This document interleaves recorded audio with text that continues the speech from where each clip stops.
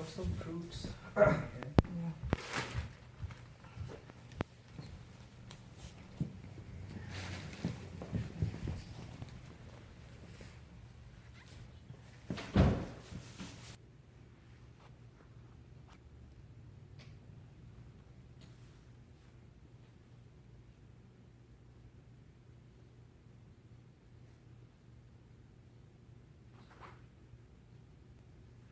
Can we pay one more minute of silence as a homage to those victims of 9/11?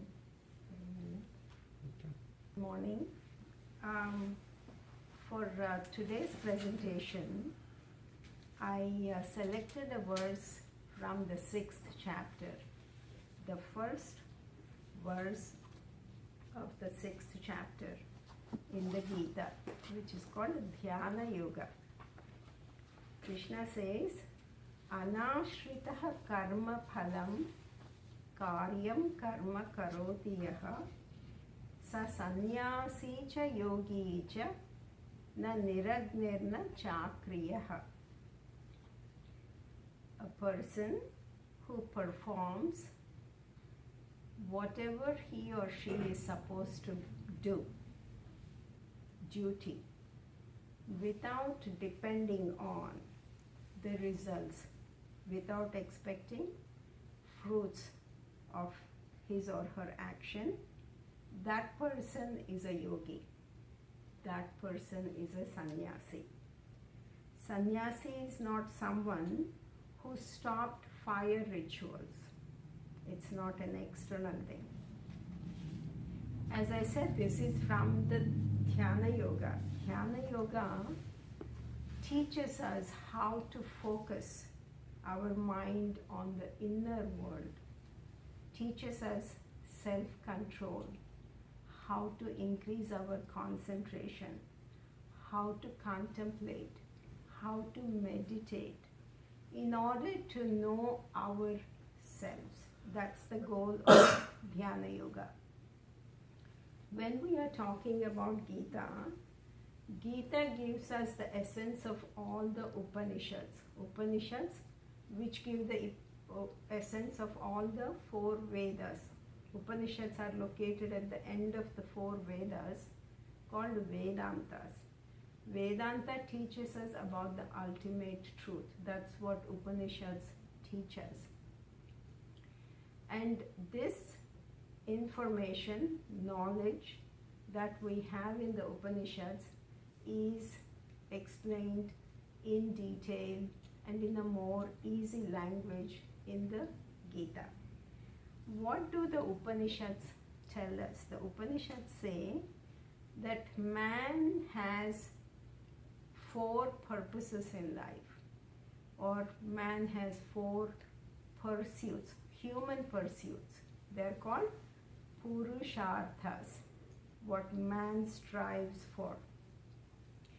These Purusharthas are 4 in number, and they're called Artha, Kama, Dharma and Moksha, 4 of them. Artha, Kama, Dharma, these 3 are revolving around the world we live in, whereas Moksha is the ultimate pursuit. So the 3 Artha, Kama, Dharma, these are called prayers, something that's pleasing to us while we are living here. Whereas Moksha is called Shreya, the ultimate thing that helps us. So what are these human pursuits? Artha is about security. Man wants security, emotional security, financial security, societal, family security. So this comes in the form of a job, home, money, relationships with the family, name recognition in the society, fame, power. All these have to do with man's feeling of security, artha. In addition to feeling secure, man also wants to pursue pleasures. That's called kama.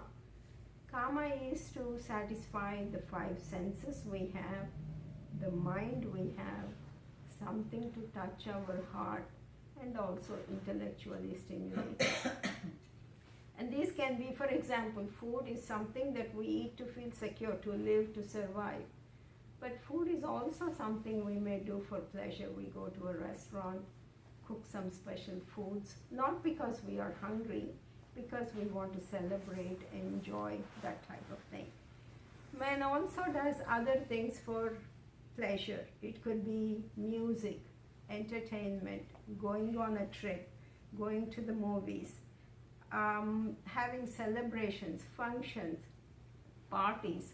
All these are to enjoy life, going to the games. So many things man does.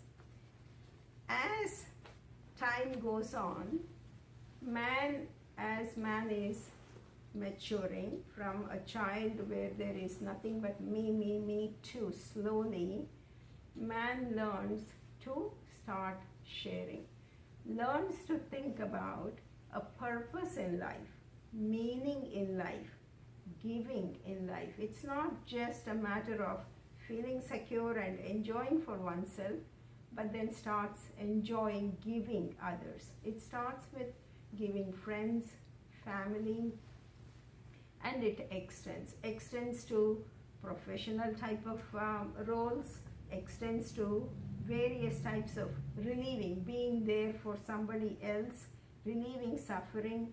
It can be through religious activities, organizations, fighting for causes. Some people take up causes like environmental causes, animal rights, working for the underdogs, victims. So man learns to expand his role in the world. When we are talking about dharma, that which needs to be done is what it is. It also includes not doing adharma, things that we shouldn't be doing, which would be like hurting others for our own good, tit for tat, or breaking the law, doing illegal and illicit things. That's also dharma pursuit, not trying to do what we are not supposed to do. These pursuits sometimes can be overlapping. For example, a musician may do it for a job to earn money, may enjoy it for himself, may have a concert to raise money for a particular cause. So it can overlap a lawyer who has a job to earn money and does things for enjoyment, but may do pro bono activity to help out the society. So there is overlappment, and also all these are parallel. It's not one after the other, but we are trying to do all those things simultaneously. While we are pursuing these pursuits, there may be hardships in terms of health. It could be in terms of natural disasters. It could be financial hardships, family hardships. But for most of us, many of us overcome these hardships and we get what we are striving for, be it a job, money, family, friends, name recognition, and so on. However, even after getting these, whether we are at a younger age or much later in life, there seems to be a sense of insecurity, unhappiness, restlessness. There is a feeling of still seeking, waiting for something to go on so that we would feel satisfied, fulfilled. There is a feeling of lacking. No matter what we have gained, there is a feeling of lacking. And this lacking may be varied. It could be as mundane as individual things, like for example, somebody may still feel like they're lacking in their body characteristics, they may be unhappy about their weight, about their hair, about their height. Or it could be something like they make it what they want and still feel lacking. For example, they say depression is of two types. One is not getting what we want, or getting what we want and still feeling something is lacking. We feel let down. We may buy a big house we've been hoping for, working for, feel very happy, the elation is there, but then it goes away. And still there is no feeling of contentment. And comparison to others sometimes can cause problems also. So Swami Dayananda Saraswati, I think, says, this lacking, the more we go after what we lack, the more we breed what we lack. So the more we are pursuing, the more we are pursuing. Because what we lack has a knack of multiplying itself. So it keeps on increasing. Because desire is like a fire. Fire which says there never enough of fuel. The more you put fuel in the fire, the more it burns. So human beings can't seem to say enough to securities, enough to pleasures and all the earthly belongings. So man says, what else is there? Is this all there is to life? Okay? I want more. I want freedom. I don't want to feel anything is lacking in my life. And that's when he starts pursuing moksha, the fourth one. Krishna says in the Gita, however, so many men think about this, but very few really pursue it. And even after pursuing, they don't have the appetite to continue with fervor and achieve it. In the 7th chapter, 3rd verse, he says, Manushyanam sahasreshu kaschid yatati siddhaye yatatamapi siddhanam kaschin mam veti tatvataha. He says, among thousands and thousands of people, one here, one there may try, but even after trying, maybe once in a blue moon, somebody might be able to achieve it because they don't stick with it. So what Krishna is saying is that in order to achieve this, to feel secure with oneself, to be pleased with oneself, atmanev atmana tushtaha, we don't need anything from the world, to be happy with ourselves, we need to pursue this with passion and stop trying to manipulate the world to keep us fulfilled, to please us, because we realize we cannot control the world. So how do we get to this freedom?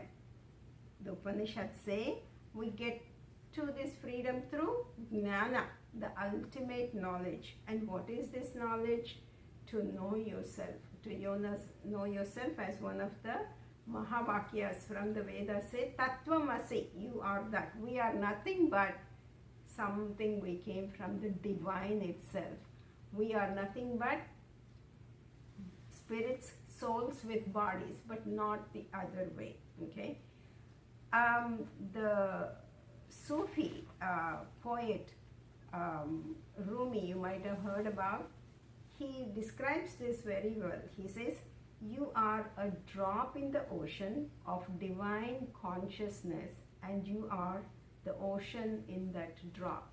So, like the drop is in the sea, and the sea is in the drop, right? The wave is in the sea is in the wave.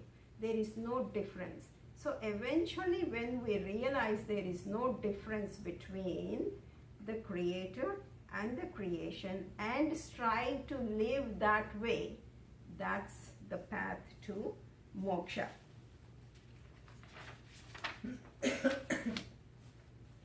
So how do we do this? By living in awareness. What does that mean? You probably know about Deepak Chopra. He describes it very nicely. Without awareness, it's like living in a dark room. We cannot see. We're always running into obstacles because there is no light. And there can be degrees of awareness, meaning, say like we light up a candle. We can see a little better. We can avoid getting into things, but still not very clear. If we have a bigger light, we can see better, we have less obstacles. But better than that, the sunlight, the unlimited sunlight, which shows even better. So awareness is like that. There is no limit to awareness. Like the light spectrum, when you look at the light spectrum, there is the big jar, the rainbow colors, and there is unending, spectrum on either side, infinite. Same way, awareness, divinity has no limitation. So what does this mean? What does it mean when we say we need to live in awareness? When we look at the various stages of human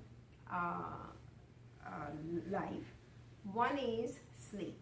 In sleep, there is no difference. When we are sleeping, there is no male, female, there is no up and down, there is no rich and poor, it's sleep. Everything equalizes and we are not at all aware of ourselves. Second stage, in the sleep we may be dreaming. In the dream, it looks so real. A king may feel like he's a pauper and a pauper may feel he's like a king.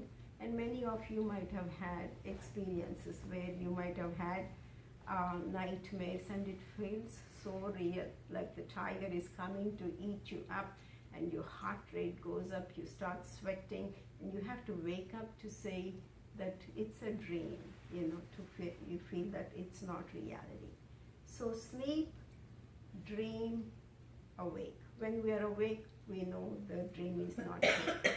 And what Gita teaches us is, even this is not real. This is also a temporary state from birth to death.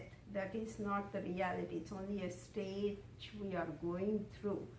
And the ultimate reality is beyond that.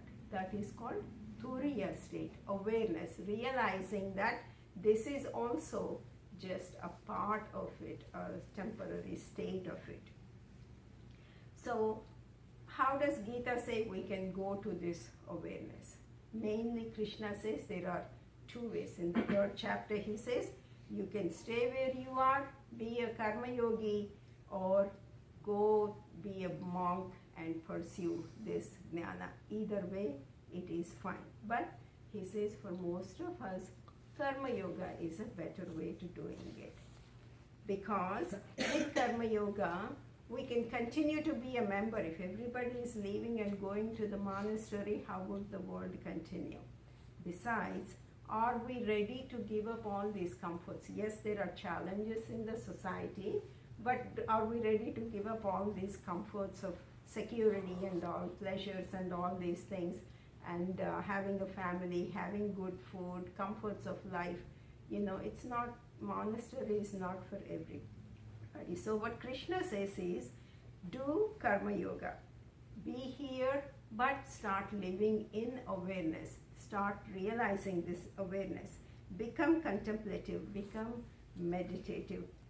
Become aware of this divine presence and start living your life as if it's a blessing, as if it's a gift from God. Start doing whatever you do as worship to God. Every act as an offering to God. That is freedom. That is happiness.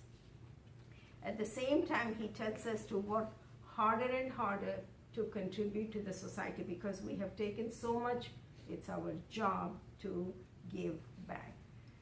But for some people who are ready to live without these comforts of life and feel they are at a different stage of life, state of being and stage of life, they can take up sannyasa.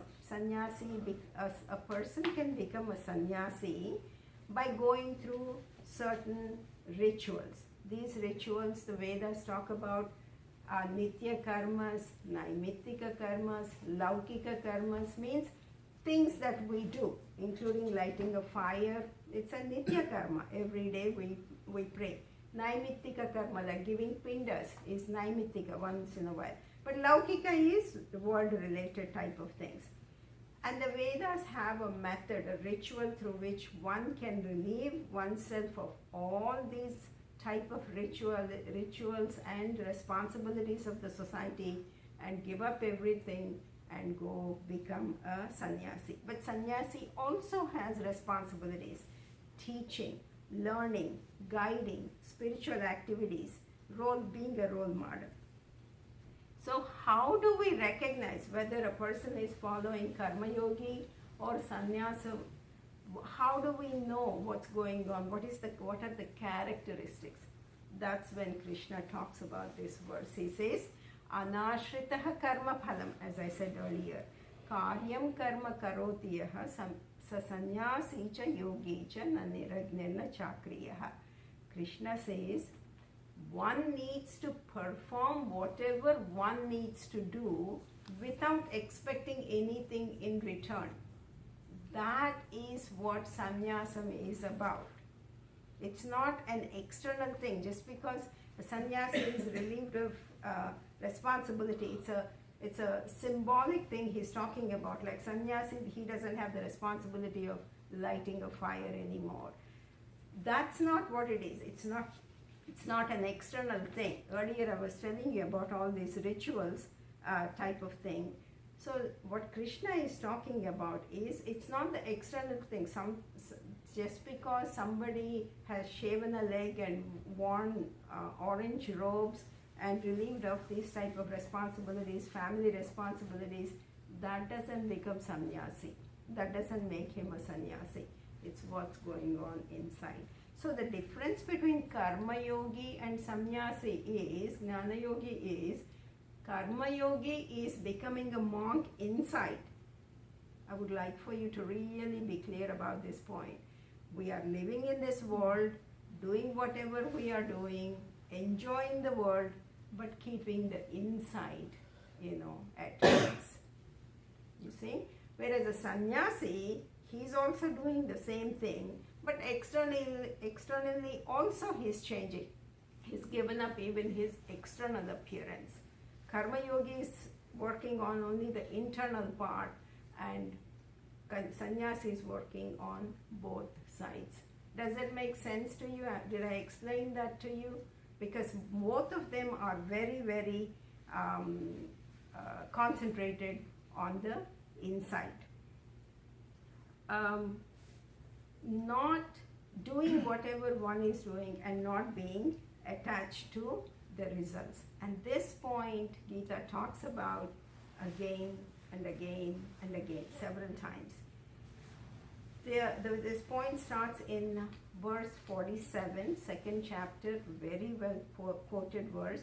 Karmanyeva adhikaraste ma phaleshu kadachana ma karma phala hetur bhuhu mate sangosva karmani. Krishna says we only have control over what we do. We don't have any control over what comes out of that activity. We think we do, but no, we don't. And so he says, don't worry about the results. Do what you're supposed to be doing.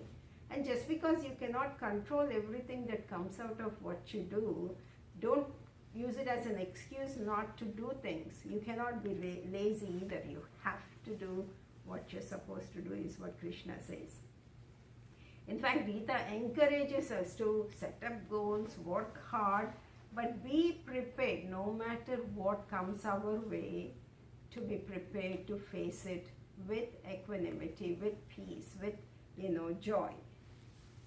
Why is that important? It has such daily implications in all aspects of life. What would be some of those? It could be as simple as a student going for an exam. Okay, if the student is so concentrated on the results, what type of grades he's going to get, whether exams would go well or not, and worries, anxious about the exams, he or she would not be able to study well, right? It's such a common thing that we think about. Worry is not going to solve anything. Anxiety is not going to solve anything. But we do that, and that affects our performance. So Krishna says, don't worry about the results. Do what you're supposed to be doing. And a similar thing in job interview. If somebody is going for a job and they are so worried about if they would get the job or not, chances are that person would not be able to do as well as a person who is more calm and steady and uses his skills to explain what he is in the job interview. And another common implication in day-to-day life would be for most of us who have already raised children, or some of us who are raising children, would be it's a noble act. We do our best. We think we have given unconditional love, but then comes the but. In the sense, we do have expectations. We do have expectations about how our children should behave, how they should study, what they should study, whom they should marry, how they should interact with us, all those type of things. Gita does not say we should not guide them and set them in the right path. But what Gita is talking about is, as a parent, we do what we are supposed to be doing, but then leave them alone. Let them be. Don't meddle in their lives. Don't expect, if they didn't call you on Friday like they said they would call, something came up, don't have to give them hard time. Just let them be. You did your job, let them be. That's what Gita is talking about. And same thing happens when we help others also. When we are helping others, we think we are noble and doing it, but if they don't respond, if they don't send a thank you note, don't say a kind word to us, don't thank us, it hurts our feelings. And that's what Gita is helping us to learn. Don't. You do what you're supposed to be doing. If they say nice things, nice, it's icing on the cake. But if they don't let that spoil your mind. Just because they didn't send a thank you note, how wise is it for you to spoil your time and your mind? It's as simple as that is what I understand. So the concept is to avoid so much suffering in this world through anxiety. Oh, another point I want to say is a sannyasi can also have these type of problems. Like if a sannyasi is worried about when he's going to get his liberation, you see, like if he's worried, am I doing the right thing? Would I get name recognition for this? All that. His efforts are also being lost. The point is not to suffer. If he expects, he's suffering also. So the concept is to avoid so much suffering through anxiety, guilt feelings, hurt feelings, anger, unhappy emotions, expectations about wanting to control what goes on. So they say the happiest people are those people who do not necessarily have everything, all the best things of everything. They make the best of everything that comes their way. There is another side to these expectations. Say we have expectations. We want 1, 2, 3, 4. Everything is going our way. We made money like we want. We have family like we want. We have a house like we want. Everything is good. That can also be very harmful. It can get to our head. Somebody said that instead of the money that we made, instead of staying in the bank or wherever it is, it can get to the head and spoil all this head peace and all that.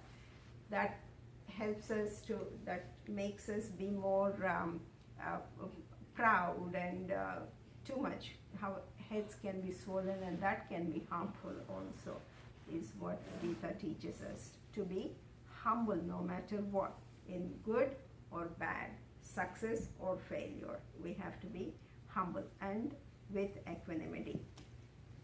So the bottom line is, when one enjoys life, whether he is staying as a karma yogi or whether he's gone to a monastery, the secret Gita gives us is to enjoy life as a gift. This is the ultimate blessing, no matter what we do.